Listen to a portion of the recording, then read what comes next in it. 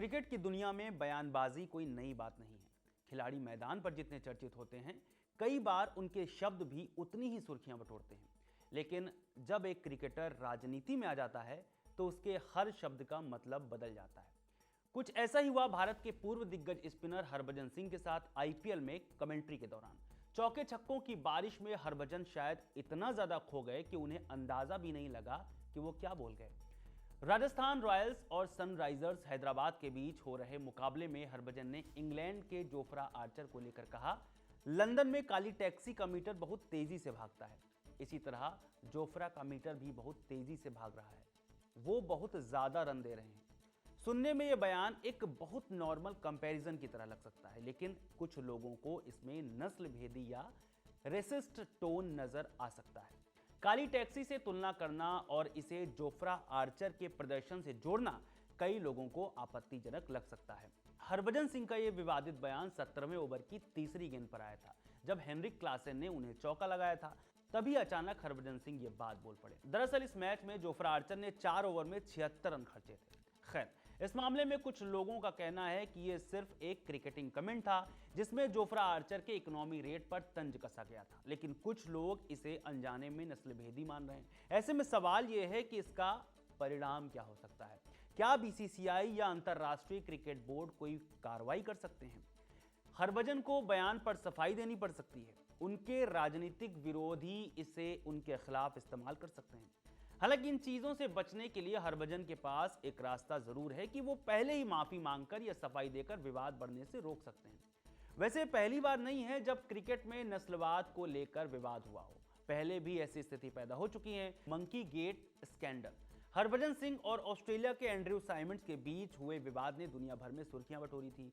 Symonds ने हरभजन पर नस्लवादी टिप्पणी करने का आरोप लगाया था, जिसके बाद भारतीय क्रिकेट पर बड़ा दबाव भी बना था।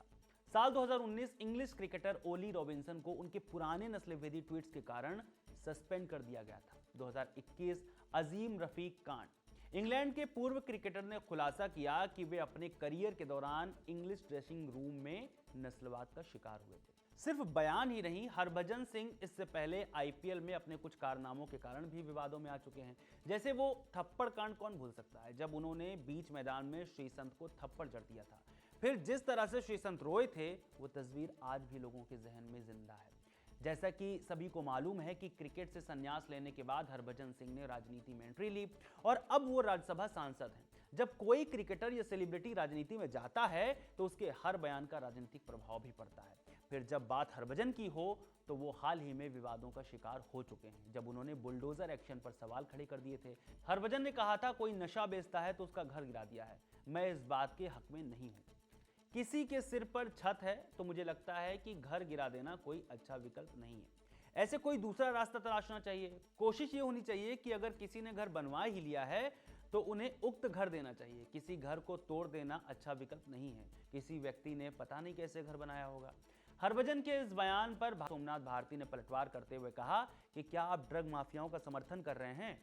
विवाद बढ़ा तो हरभजन ने अपने बयान से यू टर्न ले लिया। उन्होंने कहा कि मैं पूरी तरह से पंजाब पुलिस का और सरकार का समर्थन करता हूं। आखिरकार हमें एक ऐसी सरकार मिली है जो नशे को खत्म करने के लिए गंभीर है और यह संदेश स्पष्ट है। हम सब मिलकर इस जंग को जीतेंगे और पंजाब को नशा मुक्त बनाएंगे। वैसे हरभजन सिंह क्रिकेट के मैदान में जितने सफल रहे, राजनीति में भी उनकी छवि साफ सुथरी रही है, लेकिन यह विवाद उनकी छवि पर दाग लगा सकता है। अब देखना होगा कि वो इस पर क्या प्रतिक्रिया देते हैं और क्या यह विवाद उनके राजनीतिक सफर को प्रभावित करेगा।